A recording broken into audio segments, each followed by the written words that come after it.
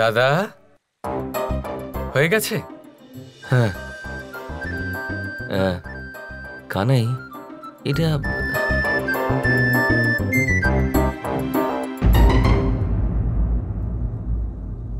গুরুমা, আপনি আমাদের ওপর রুষ্ট কেন হয়ে আছেন জানতে পারি? গত ৬৪ দিন তোমরা ঘুমোওনি কৃষ্ণ। যদি আমরা ঘুমোই তবে বিদ্যা তাড়াতাড়ি অর্জন কিভাবে করব? বলুন না মা, আপনি আমাদের ওপর রুষ্ট কেন হয়ে আছেন? কারণ তুমি সাধারণ নও, দৈব আত্মা, যার প্রতি আমি রুষ্ট। আর এরকম কেন?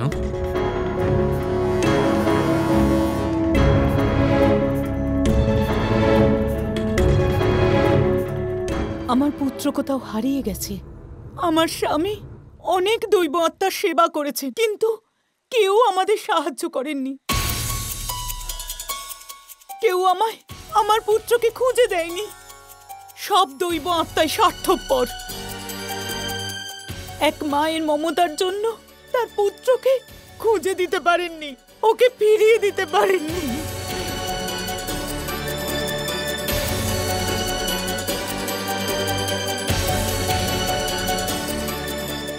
এটা কি কানাই? গুরুমার পুত্র হারিয়ে গেছেন বলে উনি সবার উপরে রুষ্ট? এক মা, তার মমতা, যদি তার মমতা অপূর্ণ রয়ে যায় তাহলে সে নিজের প্রতিও রুষ্ট হয়ে থাকেন দাদা। হ্যাঁ, কিন্তু এতে আমরা কি করতে পারি? এবার যা করার আমাদেরকেই করতে হবে দাদা। ভবিষ্যতে এক অসম্ভব সংগ্রাম আসতে চলেছে। আমাদের শীঘ্রই এমন এক কাজ করতে হবে যা এই সংসারে আজ পর্যন্ত কেউ করেননি।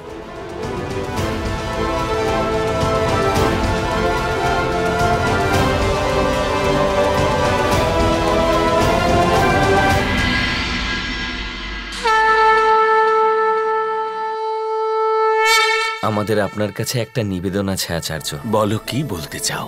এখানকার সমস্ত জ্ঞান আমরা অর্জন করে নিয়েছি, সব কিছু শিখে নিয়েছি। এখন এখানে শেখার জন্য কিছুই অবশিষ্ট নেই। কি? ৬৪ বিদ্যা, শস্ত্র অস্ত্র যুদ্ধকলা, 4 বেদের জ্ঞান তুমি মাত্র ৬৪ দিনে অর্জন করে নিয়েছ? কিভাবে? কিছুটা আপনার আশীর্বাদ দ্বারা আর কিছুটা আমাদের পরিশ্রম দ্বারা। আমরা ৬৪ রাত্রি ঘুমাইনি গুরুদেব। কিন্তু ৬৪ দিনে সমস্ত শিল্পকলা শেখা অসম্ভব। আপনার যা পরীক্ষা নেওয়ার আপনারা নিতে পারেন, আমি প্রস্তুত। আমিও। ঠিক আছে, জ্ঞানের মধ্যে সবথেকে বড় জ্ঞান হিসেবে বেদকে গণ্য করা হয়। যদি তুমি কোনো ত্রুটি না করে 4 বেদ শোনাতে পারো, তাহলে তুমি পরীক্ষায় উত্তীর্ণ মেনে নেওয়া হবে। যথা আজ্ঞা আচার্য। তাহলে ঠিক আছে, কাল সকালে তুমি সবার সামনে 4টি বেদের পাঠ করে শোনাবে। আর কেবল আমি নই, আমার সাথে অনেক বেদজ্ঞানী তোমাদের দুজনের পরীক্ষা নেবেন। যদি তুমি কোথাও কোনো ভুল করো, তাহলে তোমায় আগামী 7 বছর এখানেই, এই আশ্রমেই থাকতে হবে।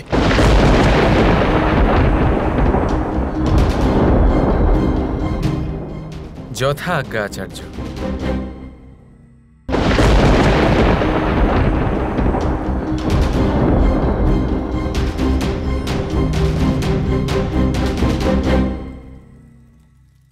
কানাই, এ তুমি কি করলে? কিভাবে শোনাবে তুমি 4টি বেদ? আমি শোনাবো না দাদা, আমরা শোনাবো। আমরা কারা কানাই? আমরা অর্থাৎ আমি আর রাধা।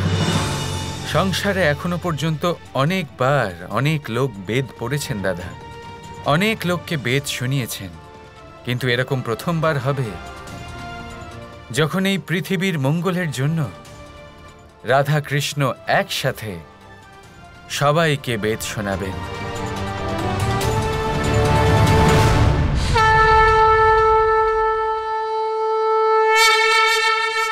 সংসারে এরকম মহা উৎসব রাধা আর কৃষ্ণ একসাথে বেদের উচ্চারণ করবেন।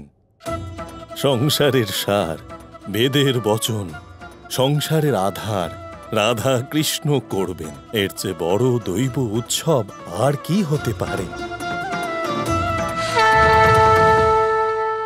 কিন্তু কানাই, 4 বেদ পড়া, তাও বিনা ত্রুটিতে। কানাই, মানব অবতারের রাধার পক্ষে এটা কি করে সম্ভব হতে পারে? অবশ্যই হবে দাদা।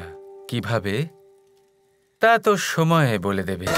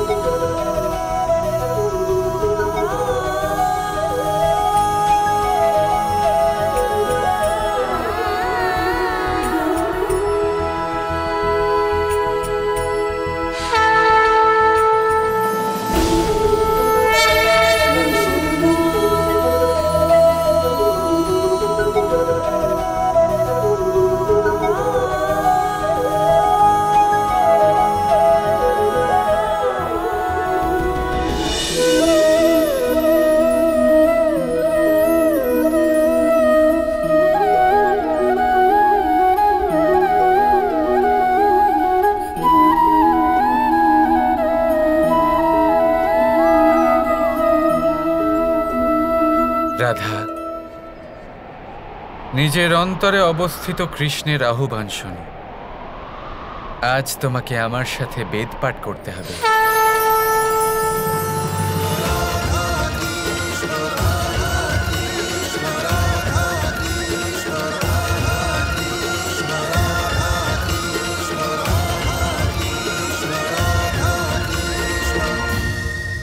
কৃষ্ণ, তাহলে কি এই মুহূর্তের জন্য আমার মনে হঠাৎ বেদ শেখার ইচ্ছে হয়েছিল?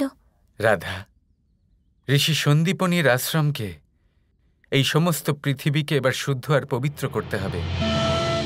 নয়তো আমার তা প্রাপ্তি হবে না, যা আমার জীবন কার্যের জন্য অত্যন্ত আবশ্যক। সেই অস্ত্রের প্রয়োগ আমি আগামী সময়ে সংসারের উন্নতির জন্য করব। যদি তোমার এই ইচ্ছা আমাদের একসাথে বেদ পাঠ করলে পূরণ হতে পারে, তুমি নিশ্চিত থাকো কৃষ্ণ, তুমি সেই অস্ত্র অবশ্যই পাবে।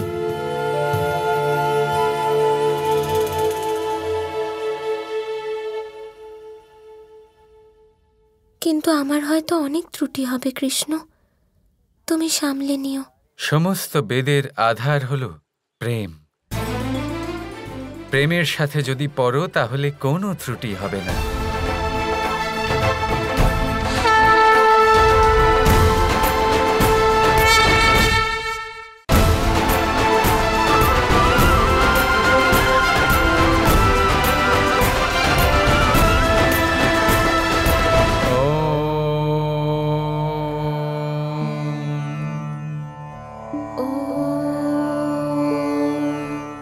অগ্নিমিলে পুরোহিতম যজ্ঞস্য দেব মৃத்বিজম प्रोत्ताहं रत्नधातमम् अग्नि है पूर्वे भिरिशंभरी जोरुतनैरित सदेव एह बक्षति अग्निनाहं रैमशत्तपोषमेव दिवे दिवे जशस्यं वीर वर्तमम्